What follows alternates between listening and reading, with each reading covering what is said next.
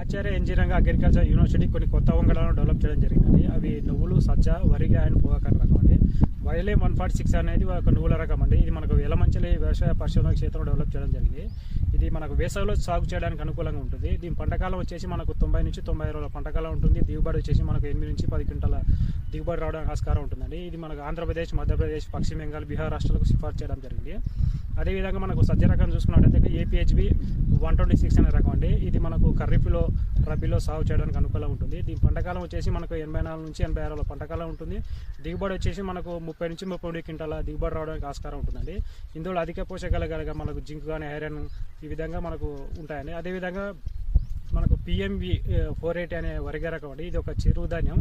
ఇందులో మనకు ప్రోటీన్లు కానీ, కార్బోహైడ్రేట్లు, క్రోమంలో సమృద్ధిగా ఉంటాయి. అదేవిధంగా మనకి ఇది ఖరీఫ్లో సాగు చేయడానికి అనుకూలంగా ఉంటుంది. దీని పంటకాలం వచ్చేసి మనకు 72 నుంచి 76 రోజుల పంటకాలం ఉంటుంది. దిగుబడి వచ్చి 2.5 టన్నుల దిగుబడి రావడానికి ఆస్కారం ఉంటుందండి. అదేవిధంగా మనకు పొగాకు రకం చూసుకున్నట్టయితే ఏడీబీ 132 అనే రకం అండి. ఇది ఖరీఫ్లో మనకు వర్షాధారంగా సాగు చేయడానికి అనుకూలంగా ఉంటుంది. మన పంటకాలం వచ్చేసి 190 నుంచి 210 రోజుల పంటకాలం ఉంటుందండి. అయితే మిగతా బీడి రకాలతో పోలిస్తే ఇందులో హానికర అంశాలు చాలా తక్కువగా ఉంటుందండి.